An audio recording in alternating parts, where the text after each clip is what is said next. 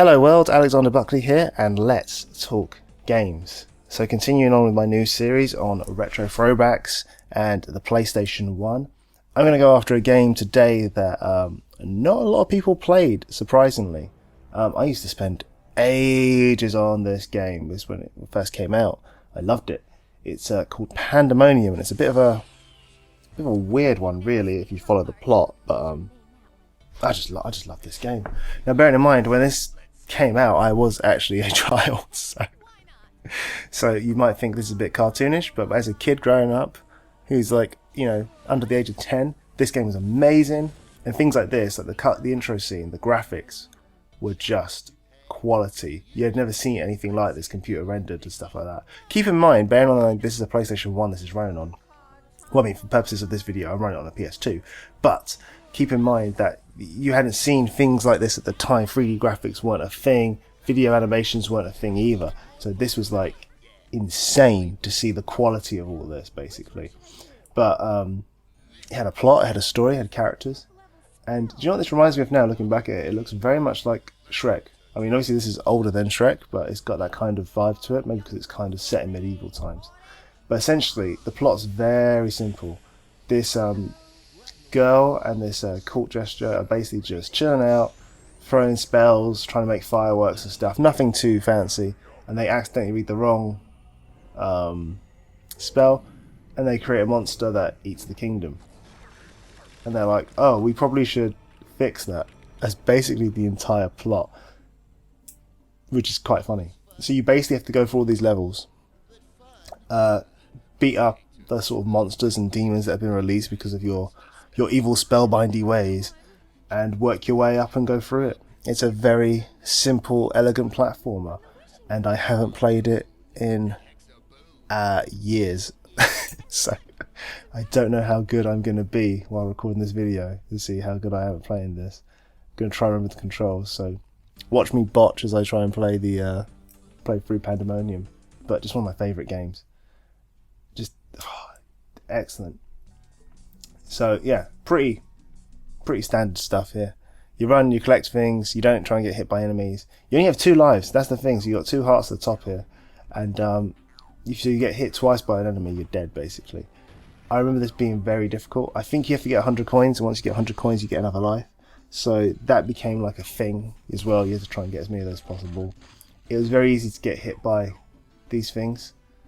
And I think playing this now, I can shoot stuff as well. I didn't know I could shoot stuff. Yeah, so I've been hit. But playing this now, you kind of realise how far platforms have come along, because I'm trying to naturally do things that you would associate with more modern platformers, like double tapping and jumping and spinning and all that sort of stuff. You ain't doing that on this. This is very simplistic, very straightforward. It's pretty much run, jump. You have one attack move, which is pretty much it looks like it's only applicable if you've got that blue gem thing. And you can bounce on people's heads, but that's basically it. I remember growing up, the thing that I loved most about this game as well was the environment, because I remember thinking this world looked like an actual proper world. So you see that big skull that's in the background. You travel to that as the game progresses. You're actually moving around this sort of environment. It's very well done. The camera angles really make the world feel lived in. Loved it. So it was actually really cool. I don't remember ever seeing this in a video game before at the time, where you could see the rest of the level in the background and you'd actually just progress towards it. A lot of the images were sort of static, and I'm dead. Yep, I didn't. I told you I wouldn't do well at this game. I knew I'd die quite easily. But do you know what I find funny? You don't play a game for years, and yet you still remember where all the secret things are. So I remember when I first played this, I never knew at the start of this level you could knock over a statue to get like a bonus. But years on, the first thing I do naturally was knock the statue over, which is just shows how much I spent time playing this. That I can remember all the little hidden tricks and tips and everything like that. But yeah, pretty good game. Really simple platformer. I think this is another one of those games. I think I talked about this in my last video about the Nokia N-Gage, which I might do a video on that in general, because it's just such a weird throwback to see how people were trying to get on top of mobile gaming and make the whole experience more streamlined, and they ended up making this console that was absolutely atrocious. And it was a working mobile phone, but if I remember correctly, I'm gonna have to double check this, you had to take the actual phone apart and the battery out to put a game in. So if you wanted to play like this game, for example, which was on the N-Gage, which played actually really well on the N-Gage, it might even look slightly better than it does on the PlayStation 1, but it played basically the exact same, which was an accomplishment in itself. You had to take the whole phone apart just to do that, which is insane, to put the game in the actual the phone. But we're sort of now moving on to the N-Gage, which I don't really need to talk about. We'll talk back about this game a bit more. But this game was awesome. It was good fun, as you can see. It's a standard platformer. Going back on it now, it does feel a little bit dated by modern standards, but it's still it's good fun. It's a laugh. I quite like it. I'm enjoying it. And I remember this had a sequel as well, and it took me years to find Pandemonium 2, because this is the thing, when you're a kid, if you like a game like this, you just assume everyone likes this game. So I remember going to school being like, hey, how did you get past like level whatever? And everyone was like, what are you playing? What are you talking about?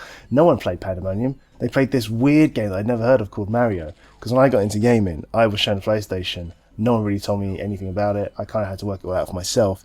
So when people were playing Mario, I was like, I don't know what a Mario is. I had no idea. This is my Mario growing up, which in a weird way is kind of sad. But then if you look at it from another perspective, I then went from this to Mario, which is infinitely better. So that was just a good little bonus. Everyone else kind of went backwards to this and was like, this is great, but it's not the best game in the world. But no, I think it's, for the time, it's great. I mean, graphically, it's really good. The environments are nice and rendered. There's a lot of variation in this. The enemies are varied as well. And when I think back at the PlayStation 1, I don't know if it's just because of the age I was, but I think this is just a general good rule of thumb. The PlayStation 1 had loads of platformers. Like, loads. I sort of defined the console by platformers. You had this, you had Oddworld, you had Crash Bandicoot. You know, there's a lot of games like that I remember being quite prominent, and they were all pretty good though, and there's no sort of real duds in the pack. I remember this one being particularly challenging. I remember getting to probably about level 5 or 6 as a kid, and just that'd be it. I'd be done. I couldn't get any further than this because the game just got progressively harder and more difficult. But I think the world itself looks fantastic. It's beautifully rendered. Graphically, it's great. I mean, they are dated by today's standards. You have to keep that in mind. But it was awesome, and also the cinematic way the camera sort of moves around everything, it's just fantastic. It is quite funny to think, like, with the limited technology, they were able to really make this environment. So they've made that cliff, and they've really put a sense of height in the mountains and stuff like that. And these levels, like, this is one level. I'm only playing one level, and look how much the environment and the world has changed. It's actually insane. Like, you've got all these different variations in it. You've gone inside the skull. This is the skull that I was talking about earlier, where you could see in the background that you would travel to. So pretty awesome. But yeah, this is one of my favourite games growing up. Loved it. Good little throwback. I was a bit worried the disc wouldn't actually play when I put it into my console because it was all scratched up, but turns out it does, so I'm very happy with that. And that's it. So that's going to do it for this one. This is Pandemonium on the PlayStation 1, one of my favourite games. If you can, I don't even know if you can buy this digitally, but if you can buy it digitally, or if you do find a copy in like a second-hand store, you should definitely check it out. It's one of my favourite games on the PlayStation. A real simple arcade game, and I think everyone should play it. But that's going to do it for this one as I die. I hope you enjoyed the video. If you did like the video, please click the like button. And I'd really appreciate it if you guys could subscribe to the channel as well to help me grow. And that's going to do it for this one, guys. I'll catch you on the next one. Peace.